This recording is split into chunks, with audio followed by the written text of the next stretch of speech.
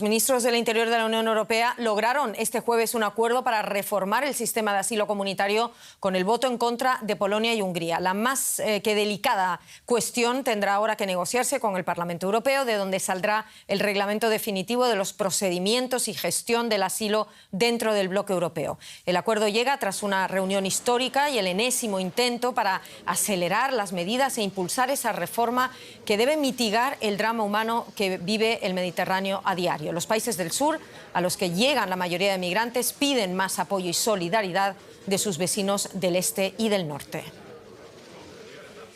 Pues sí, tras arduas negociaciones, los países de la Unión Europea logran ese acuerdo para reformar el sistema de asilo del bloque. María García Sornosa en Bruselas. Han hecho falta 3 años, María, desde que se presentara esa propuesta de reforma del sistema de asilo. Hay acuerdo que ya ha sido calificado por algunos de histórico. ¿En qué consiste, María?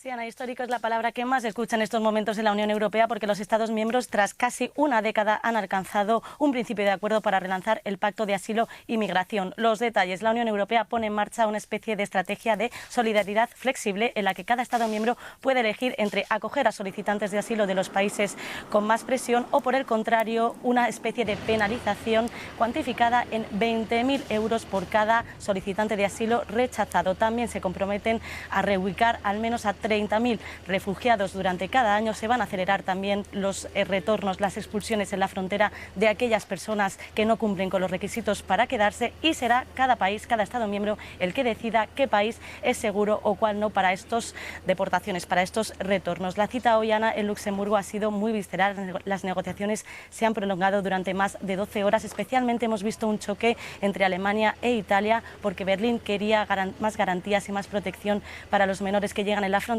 pero al final cada Estado miembro ha tenido que ceder, porque era imperativo que de la cita de hoy en Luxemburgo saliese una fumata blanca. Como decíais, no todos han votado a favor. Hungría y Polonia lo han hecho en contra, pero hay que recordar que la política migratoria europea, a diferencia de otras como las sanciones, no requiere de unanimidad, sino de mayoría cualificada. Y también hay que recordar que precisamente Hungría y Polonia votaron en contra de las cuotas de refugiados establecidas en 2015. No solo no cumplieron, sino que llevaron esta medida a la justicia europea. Veremos a ver qué pasa ahora.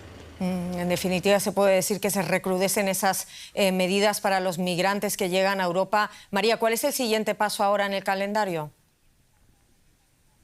Sí, Ana, es importante subrayar que lo que ha ocurrido hoy no significa que la Unión Europea tenga ya una política de asilo migratoria común.